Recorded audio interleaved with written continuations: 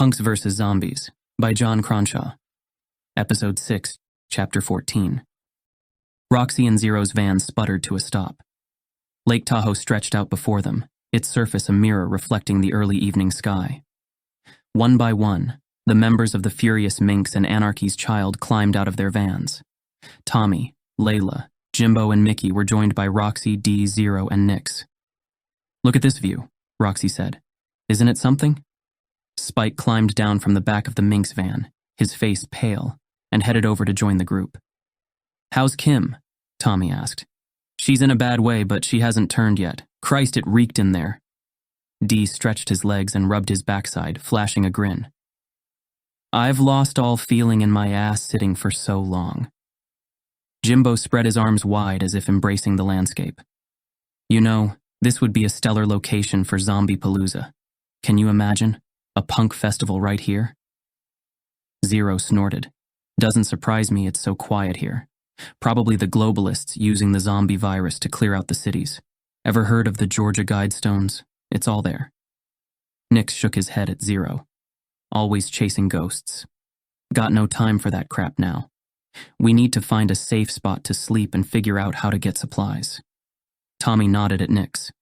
"He's got a point. As fascinating as it would be to talk about Zombie Palooza or globalist agendas, we've got immediate issues to handle." Lila pursed her lips, her gaze meeting each of theirs in turn. "We're all tired, we're all stressed, but we've got each other, and right now that's what counts." Roxy chuckled. "Look at us, getting all sentimental by the lakeside. Who would have thought?" She skimmed a stone across the lake's surface, ripples spreading out in concentric circles, disrupting the stillness. Layla sidled up to Tommy. "It's getting dark. We need to find somewhere to stay." Tommy consulted the map. "There's a campsite not too far from here. We can make it before nightfall if we haul ass." Tommy turned to check on Mickey. He stood slumped against the van, his forehead dripping with sweat. His skin had taken on a grayish pallor that set Tommy's nerves on edge. "Mick, you good?" Mickey flinched at Tommy's voice and made a weak smile. "Yeah. Just needed a quick break. I'll be right behind you." Tommy clapped his hand. "All right, let's move out, people. We're almost there." The others drifted back towards their vans. Tommy paused by Mickey on his way to the driver's seat. "You sure you're good to go, man?" Mickey avoided his eyes. "Yeah. Like I said, right behind you." Tommy studied him for another moment, then climbed behind the wheel. He turned the key in the ignition, and the van rumbled to life. Layla sank onto the passenger seat as Jimbo clambered into the back. Tommy tapped on the steering wheel as Mickey remained standing outside, leaning on the van. Killing the engine, Tommy hopped out and crossed over to Mickey. "Mick, time to go, brother." No response. He grabbed Mickey's shoulder and gave him a shake. "Mickey." Mickey's eyes fluttered open, glazed, and unfocused. "Huh. Oh, yeah, I'm coming." As Mickey fumbled for the door handle, his legs gave out. Tommy caught him before he face-planted the asphalt. "Whoa, whoa, whoa, easy there." Sliding Mickey's arm over his shoulder, he supported most of his weight as he guided him to the van. Layla opened the side door, concern etched on her brow as she helped Mickey inside. What's wrong with him now? Just the withdrawal. Let's get moving. We'll figure this out on the road. Layla nodded and slid the door closed once Mickey was settled. Tommy jumped back behind the wheel, his pulse quickening as he calculated the dwindling daylight against the distance remaining. Foot on the gas pedal, the van rolled out. Tommy kept his eyes locked on the road while the van tore down the empty highway, the sky darkening. Beside him, Layla fidgeted with the radio. Static cut in and out between bursts of faint classical music. Tommy's grip on the steering wheel tightened, his pulse a rapid drumbeat. After a few long minutes, the van's tires crunched on gravel as Tommy pulled into the lakeside campground. He cut the engine, letting the sudden silence fill the air. He swept his gaze across the clearing framed by towering pines and the glassy lake beyond. No signs of life, nor of death. So far, so good. He gestured to Mickey, slumped in the back seat. "Let's get him out first. Careful, though. Go slow." Together, he and Layla eased Mickey from the van. Tommy exchanged a worried look with Layla as they half-carried, half-dragged Mickey towards the fire pit. Once they had Mickey settled, Layla kept watch over him. Roxy hopped out of her van, stretching her arms overhead. "How's it looking?" Tommy hesitated. "Not great. Mickey's really out of it." Roxy glanced over at Layla, who was crouched next to Mickey's inert form. "Is it, you know?" Withdrawal. "Damn. You've got to keep an eye on him. Could get bad quick. The bassist in our old band got into Plez. Let's just say it didn't end well." Tommy swallowed hard and nodded. Shadows stretched long across the ground. "And what about your current one?" Roxy glanced towards the van and shrugged. "Not checked since we last stopped." She shook her head. "I don't know, man. We're getting like Spinal Tap with drummers." Tommy laughed despite himself. He spun at the sound of boots crunching on gravel behind him. Jimbo ambled over, guitar case slung across his back. "Who wants to go for a swim?" A half smile almost formed on Tommy's face, but his gaze involuntarily shifted back to Mickey. Jimbo followed the line of sight, his own smile dimming. "He's not doing so hot, huh?" "No." Tommy exhaled. Setting his guitar aside, Jimbo placed a hand on Tommy's shoulder. "He'll get through this. We'll make sure of it, yeah?" For a long moment, they stood together in silence, the dying rays of the setting sun casting its glow through the trees. "All right, enough moping. We need to lighten the atmosphere around here." Jimbo cupped his hands around his mouth. "Who wants to help me set up the first annual Zombie Palooza?" Layla let out a laugh. Tommy found himself chuckling too. "I'm in," Dee called out, springing to his feet from his spot by the water's edge. Layla rolled her eyes. "You're ridiculous, both of you." "Oh, come on. It'll be fun." Jimbo swung his guitar back over his shoulder. "We've got an entire lakefront stage here. I'm envisioning pyrotechnics, perhaps some hydraulic lifts. Screw punk rock, man. We can be like Kiss." Tommy shook his head, a quiet laugh escaping his lips. Even Zero managed a rare grin. Chapter 15. As the sun dipped below the trees, Tommy turned to the others. "Let's get a fire started. Nix, can you take first watch?" "Sure thing." As Jimbo and Zero dragged logs over to the fire pit, Layla scrounged up some kindling. The ensuing crackle and warmth of the flames loosened the tension knotting Tommy's shoulders. They passed around cans of lukewarm beans, eating without conversation. After they finished, Tommy took over the watch, keeping his bat close at hand. One by one, the others' breaths transitioned from wakefulness to sleep as they nestled into their sleeping bags near the fire. Tommy's eyes remained fixed on the dark outline of the forest, his ears straining for any telltale sounds. A distant howl sliced through the silence, jolting him upright, his hands gripping his bat. He strained his eyes, trying to pierce the inky blackness that enveloped their makeshift camp. The howl echoed again, this time from a different direction. Were they wolves, coyotes, or something far worse? He debated waking the others, but they needed their rest, and raising a false alarm could only serve to deplete and demoralize them further. He paced the perimeter of their camp, scrutinizing the darkness for any signs of movement. A twig snapped in the trees to his left and he whirled around. A minute stretched out in tense silence. A groan reverberated from the woods. No animal produced a sound like that. "Guys, up now!" Mickey sprang to life, scrambling to his feet, while the others roused, bleary and disoriented. "We've got company."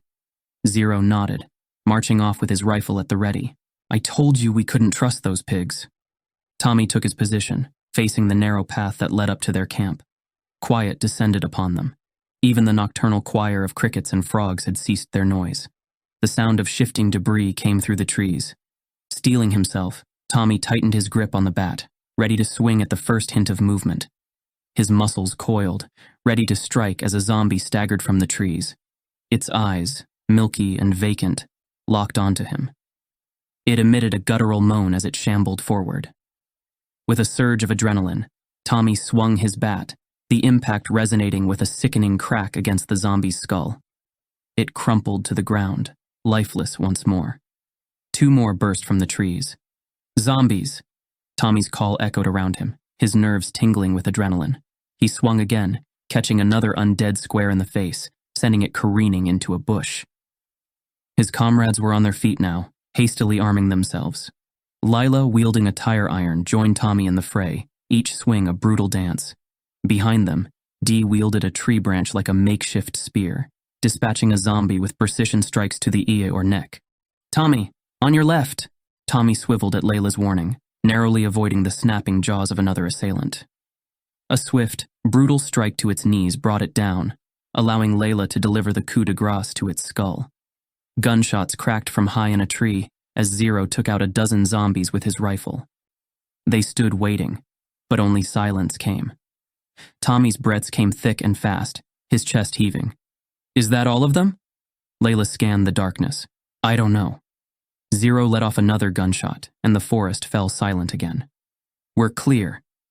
After several minutes of tense vigilance, it appeared they had weathered the onslaught. They had survived.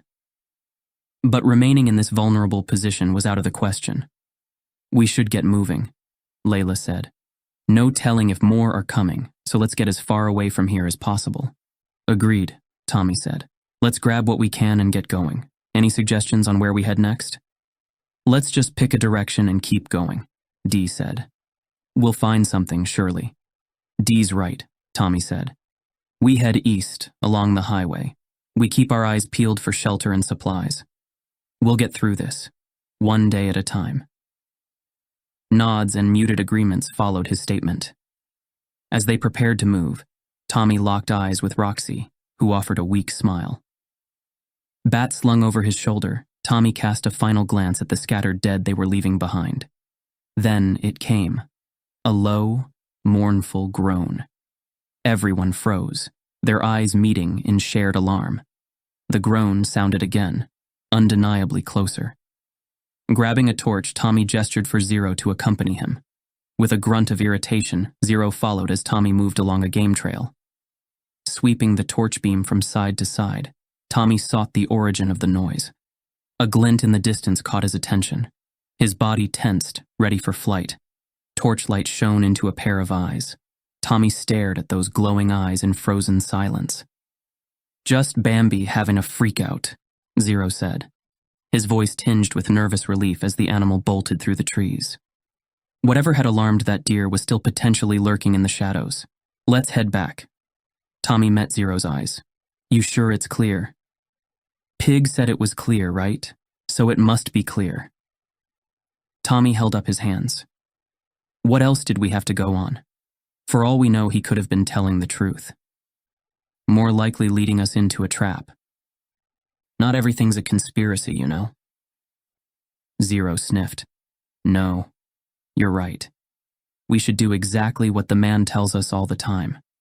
"That's not what I said." "Nah, it's fine. You're one of the sheeple. I get that. Takes a while to undo globalist programming. You need to take the red pill, man." Tommy sighed. "Because this reality's so amazing? Did you even watch The Matrix?" "Yeah, I watched it. Predictive programming, that's why we fight. That's why we have to resist every single goddamn day." Tommy swept his torch beam through the trees. "Maybe you're right, but we need to get back to the others. Just need to make sure it's clear of those things." "Yeah, it's clear." Zero stomped off ahead. "We're good." As they returned to the campsite, all eyes turned towards them. "What was it?" Layla asked. "Just a freaked-out deer," Tommy said. "Nothing to worry about." "You sure about that, Tommy?" Roxy said. "Looks like you two saw a ghost out there." "Honestly?" Tommy shrugged. "I think that deer was running from something. Don't know what it was, but..." His voice trailed off. Silence enveloped the group, the weight of his words settling in. "So what's the plan then?" Mickey asked. "We can't just sit here waiting for whatever's out there to find us." "You're right." Tommy took a deep breath and turned to the others. "All right, everyone, listen up. We need to move now. It's not safe here anymore." Murmurs of assent rippled through the group. "Let's gather our things quickly and quietly. We'll head east on the highway like we planned, see if we can find shelter in one of the small towns on the way." The campsite erupted into motion as everyone packed up their belongings. Sleeping bags were rolled, scattered cans collected, and bags stuffed into the vans. All the while, Tommy kept his baseball bat gripped tightly, his eyes and ears strained for signs of another attack. Within a few minutes, they had loaded the last of their supplies.